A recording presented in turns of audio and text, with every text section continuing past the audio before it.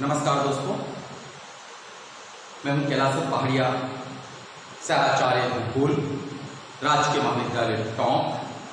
दोस्तों, आज का जो टॉपिक है वो भारत की नदियां या भारत की प्रवाह तंत्र या भारत का महातंत्र या भारत का ड्रेनेज सिस्टम। दोस्तों, विभिन्न प्रतियोगिता परीक्षाओं में अक्सर नदियों के संबंध में बहुत सारे क्वेश्चन पूछे जाते हैं कि कौन सी नदी डेल्टा बनाती है या कौन सी नदी डेल्टा नहीं बनाती है, या दक्षिण भारत का प्रवाह तंत्र किस प्रकार का है या उत्तर भारत का प्रवाह तंत्र किस प्रकार का है। इस प्रकार के क्वेश्चन बहुत सारी प्रतियोगिता परीक्षा में अक्सर पूछे जाते हैं। तो आज आपको बताना चाहिए कि नदियां का प्रवाह तंत्र क्या होता है। छोटी छोटी नदियां आकर एक मुख्य धारा में बहती है, उसको प्रवाह तंत्र कहते हैं।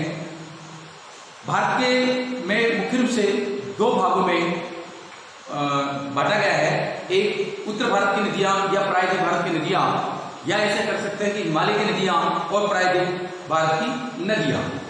तो भारत की जो प्रवाह तंत्र है उसको मुख्य रूप से दो भागों में बांटा गया है, जिसमें हिमालय का ये प्रवाह तंत्र है उसमें मुख्य रूप से 3 नदियां हैं, उसके साथ बहुत सारी सहायक नदियां भी है।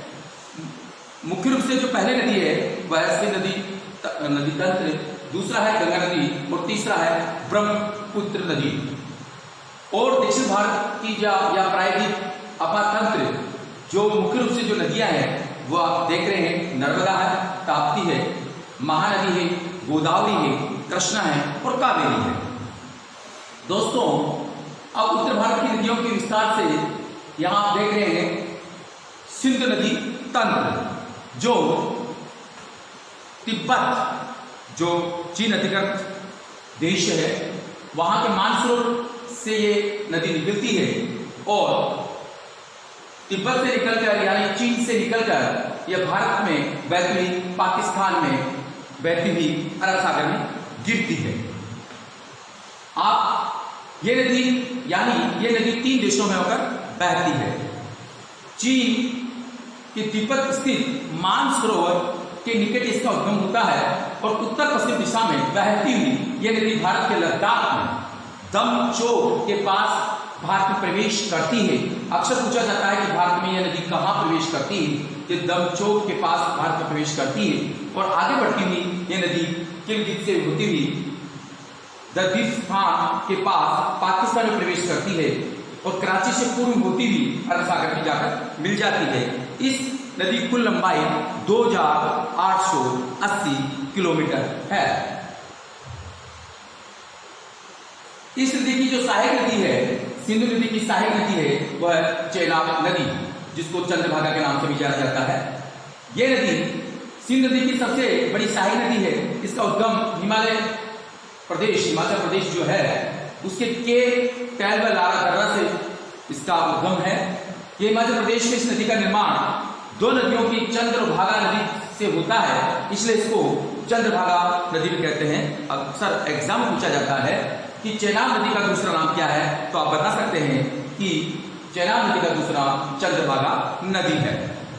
यह नदी पाकिस्तान में जाकर सिंधु नदी से मिल जाती है और सिंधु नदी से मिलने से पहले इसमें झेलम, रावी, सतलज, व्यास नदी आकर मिलती है। अब इस स्लाइड में देख सकते हैं। और सिंधु नदी की एक सहायक नदी है, वह जो सबसे दक्षिण में है वह नदी है सतलज नदी। यह नदी तिब्बत के राक्षस ताल से निकलती है। यह भी चीन यानी तिब्बत से निकलती है और सिंधु नदी से में समांतर बहती हुई हिमाचल प्रदेश में प्रवेश करती है और आगे पंजाब में होती हुई पाकिस्तान के बावलपुर में चेनाब नदी में आकर मिल जाती है, जैसे आपको स्पष्ट मैप में नजर आ रहा है। चेनाब से मिलने से पहले यह व्यास नदी में मिलती है। व्यास रोहतांग दर्रे से निकलकर व्यास नदी हिमाचल प्रदेश में कुल्लू घाटी में बहती हुई पंजाब के में हरिक की सतलज नदी, इसमें जाकर हरिक के बाद सतलज नदी में मिल जाती है। हरिक के सेक्टर में जो हमने व्यास और सतलज नदी के संगम की बात कही, वह देश की सबसे लंबी नहर इंदिरा गांधी नहर है जो पंजाब और राजस्थान होकर बहती है और राजस्थान में एक जीवनदायिनी है, या राजस्थान की गंगा कह सकते हैं इसको। ये इसकी सबसे लंबाई है, सबसे अधिक लंबाई राजस्थान में 470 किलोमीटर है। नेक्स्ट,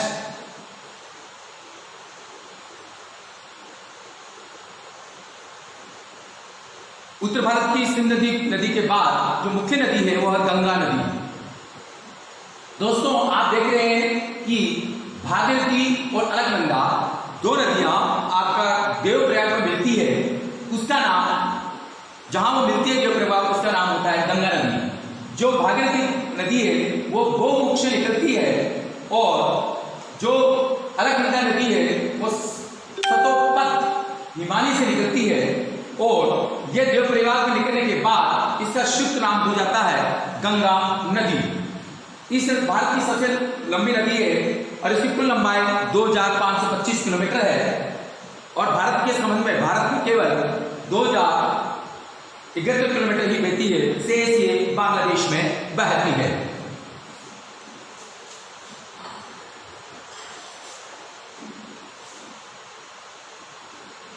आप देख सकते हैं कि अक्सर इस प्रकार एग्जाम में पूछ लेते हैं कि कौन सी भागीरथी, कौन सी मंदाकिनी और अलकनंदा।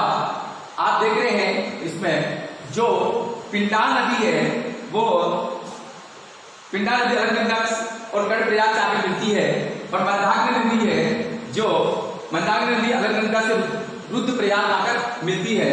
यानी गंगा नदी जो नदी है वो भागीरथी, अलकनंदा, देवप्रयाग आकर गंगा, इसका नाम पड़ता है। नेक्स्ट, यदि आपका अक्सर प्रतियोगिता परीक्षा में इस प्रकार के क्वेश्चन या इस प्रकार के डायग्राम दे दिए जाते हैं और पूछा जाता है कि भागीरथी नदी कौन सी है, मंदाकिनी कौन सी है या अलकनंदा नदी कौन सी है, तो यह अक्सर आपको ध्यान रखने वाली बात है। यह अक्सर एग्जाम में प्रतियोगिता परीक्षा में पूछा जाता है। और जो प्रसिद्ध केदारनाथ का मंदिर है या मंदाकिनी नदी के तट पर स्थित है, यह भी एग्जाम पूछा जाता है। या बद्रीनाथ जो मंदिर है वो अलकनंदा की नदी के तट पर है। Next slide. हाँ, गंगा नदी की बहुत सारी सहायक नदियां हैं, वो यमुना है, कोसी है, सोन है, गोमती है, दामोदर है, घाघरा है। घाघरा का दूसरा नाम सरयू नदी भी है, गंडक है और रामगंगा भी है।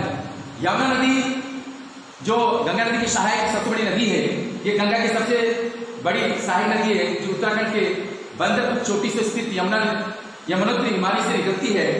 यह नदी उत्तराखंड से हरियाणा, दिल्ली, उत्तर प्रदेश में बहती हुई प्रयागराज जो इलाहाबाद में है वो गंगा नदी में आकर मिल जाती है। यमुना नदी का प्राचीन नाम जो एग्जाम में अधिकांश प्रतियोगिता परीक्षा में पूछा जाता है कि यमुना नदी का दूसरा नाम क्या है, वह है कालिंदी नदी। यमुना नदी की जो सहायक नदियां हैं वो चंबल है, बेताब, केन, जैसे आप देख रहे हैं। गंगा नदी की दूसरी सहायक नदी है वह है कोसी। कोसी जो नदी है वो नेपाल से निकल के हिमाचल प्रदेश हिमालय में बहती हुई बिहार में प्रवेश करती है, भारत में। यह नदी प्राय अपना मार्ग बदलती है इसलिए, और इसमें बिहार, इस नदी को बिहार का शोक भी कहते हैं।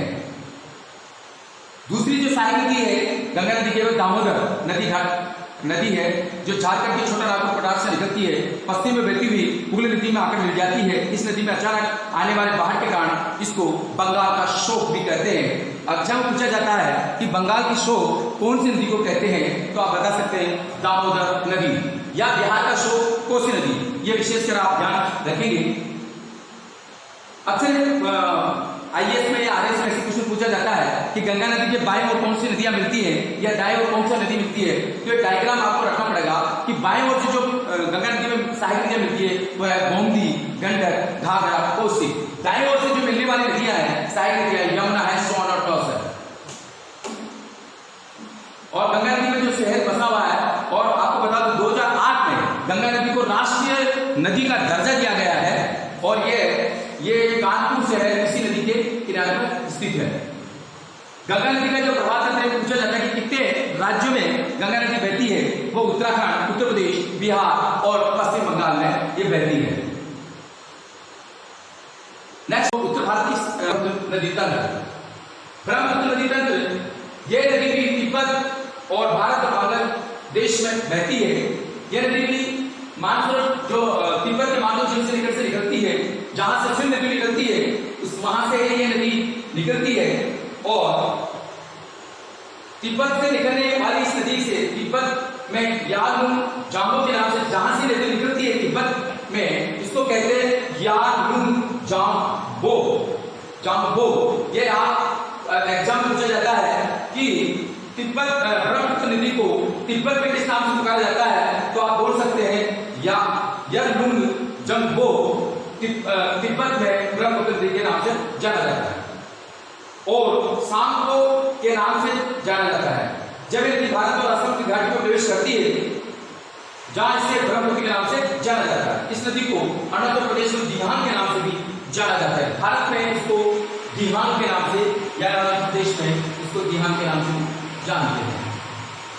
ब्रह्मपुत्र नदी के जो महत्वपूर्ण पॉइंट है वह तीस्ता नदी का उद्गम सिक्किम से होता है और पश्चिम बंगाल होती बांग्लादेश में प्रवेश करती है, ये ब्रह्मपुत्र मिल जाती है। ये इसकी सहायक नदी है। तीस्ता नदी भी ब्रह्मपुत्र की सहायक नदी है। लोहित नदी भी ब्रह्मपुत्र की सहायक नदी है। ये पूछा जाता है कि खून की नदी भारत में खून की नदी कौन सी है, वो नाम से स्पष्ट है, वो है लोहित नदी। बराक नदी मणिपुर की पहाड़ियों से निकलती है और मणिपुर से मिजोरम आसाम होती हुई बांग्लादेश में प्रवेश करती है और मेघना बाग मिल जाती है। ये ब्रह्मपुत्र नदी गंगा नदी के साथ मिलकर विश्व के सबसे बड़ी डेल्टा, पूछा जाता है एग्जाम में कि विश्व का सबसे बड़ा डेल्टा कौन सी नदी बनाती है या विश्व का सबसे बड़ा डेल्टा का नाम क्या है, तो विश्व का सबसे बड़ा डेल्टा बनाने वाली नदी गंगा नदी में बनता है, उसका नाम है सुंदरवन डेल्टा। ये आपको ध्यान रखना चाहिए। दोस्तों अभी तक आपने जो पढ़ा है वो उत्तर भारत के आभा तंत्र के बारे में पढ़ा है। जो सेकंड है वह प्रायः का आभा तंत्र जो आपके सामने है। हिमालय की जो नदियां तंत्र है या उत्तर भारत की तंत्र है आभा तंत्र की तुलना में प्रायः तंत्र बहुत ही पुराना है।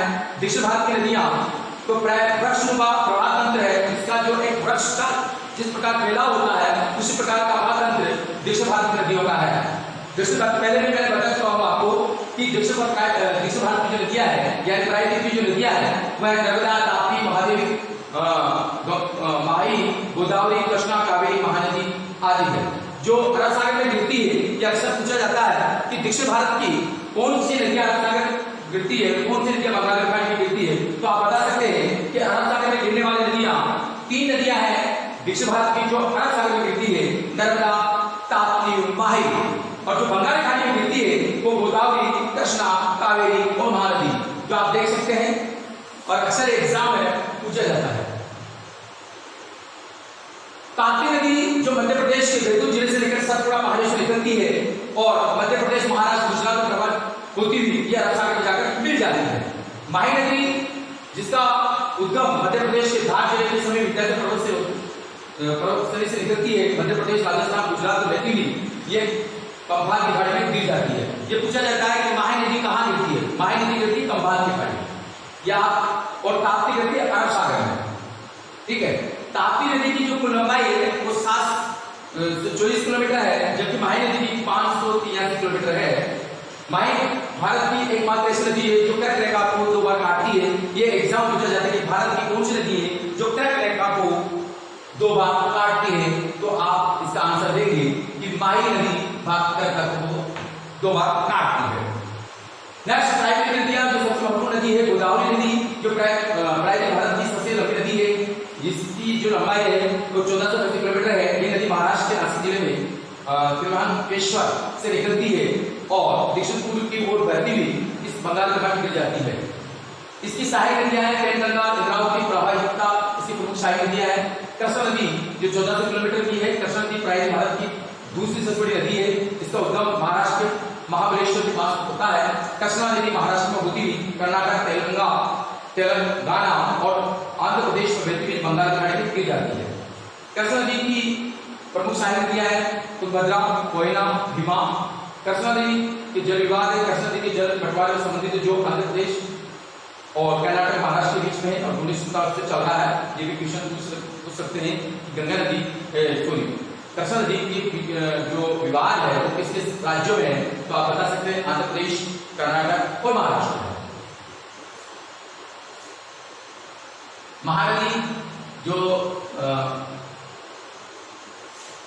महानदी छत्तीसगढ़, उड़ीसा की प्रमुख नदी है। इसका उद्गम छत्तीसगढ़ के रायपुर से निकलकर सिवा पहाड़ी से होती हुई नदी आगे पूरी की ओर बहती हुई उड़ीसा में प्रवेश करती है और डेल्टा का निर्माण करके बंगाल खाड़ी में गिर जाती है। तेल नदी और जो महानदी की प्रमुख सहायक नदियां हैं कावेरी कर्नाटक की के निकट ब्रह्मगिरी पहाड़ी से निकलती है और कर्नाटक तमिलनाडु से बहती हुई तिरुचिरापल्ली के निकट बंगाल की खाड़ी में जाती है। और ये दक्षिण भारत की गंगा के नाम से भी पूछा जाता है कि दक्षिण भारत की गंगा कौन सी नदी है, तो आप कह सकते हैं कि दक्षिण भारत की गंगा कावेरी नदी है। समरेखा नदी ये झारखंड से बहने वाली एक पहाड़ी नदी है। ये नदी रांची के निकट छोटा नागपुर के पठार से निकलती है और झारखंड से निकलकर पश्चिम बंगाल उड़ीसा में होती हुई बंगाल की खाड़ी में जाती है। और ये जमशेदपुर जो टाटा इस नदी के तट पर से पूछा जाता है कि जमशेदपुर किस नदी के तट पर है, तो वह स्वर्णरेखा नदी पर। नेक्स्ट है लुनी नदी। इसका उद्गम अजमेर के निकट अरावली पहाड़ी से निकट नागपाट से निकलती है और रास्ता में बहती हुई गुजरात कच्छ के रंग में ये युक्त हो जाती है। इस नदी स्वर्ण यानी नमक रिवर के नाम से भी जाना जाता है। लुनी नदी को नाम से स्पष्ट है। अन्य नदियां, हाँ ये महत्वपूर्ण क्वेश्चन है कि कौन सी नदियां डेल्टा बनाती है और कौन सी नदियां डेल्टा नहीं बनाती है, और डेल्टा क्यों नहीं बनाती है। तो आप जो नदियां डेल्टा नहीं बनाती है उसको एस्चुरी कहते हैं। जो सागर तट पर स्थित आधा मध्य खारे पानी का बहा से नदियों का जल पानी समुद्र में खारे पानी के साथ मिल जाता है। तो भारत की 3 नदियां हैं जो डेल्टा नहीं बनाती, नर्मदा, ताप्ती, मांडवी नदी जो एस्चुरी या ज्वार नदीमुख बनाती है। और ये भी क्वेश्चन पूछा जाता है कि नर्मदा, ताप्ती नदियां डेल्टा क्यों नहीं बनाती। तो दोस्तों ये रिफ्ट घाटी में बहती है और रिफ्ट घाटी में दरार घाटी बहती है, तेज गति से बहती है और इसका सकड़ा गहराई होती है, तो ये जमाव नहीं कर पाती। जहां जमाव नहीं होगा तो निक्षेप नहीं होगा, तो डेल्टा नहीं होगा, इसलिए ये नदियां डेल्टा नहीं बनाती, ज्वार बनाती है। डेल्टा जो बनाती है गंगा, ब्रह्मपुत्र, महानदी, गोदावरी, कृष्णा जो दक्षिण भारत की नदियां हैं जो डेल्टा बनाती है। और दक्षिण भारत की जो 2 नदियां हैं नर्मदा, ताप्ती या 3 नदियां हैं, मांडवी नदी जो डेल्टा नहीं हो सकती। अक्सर ऐसा पूछा जाता है। Thank you. कोई क्वेश्चन हो, किसी प्रकार का आपको डाउट हो तो पूछ सकते हैं। धन्यवाद। Thank you.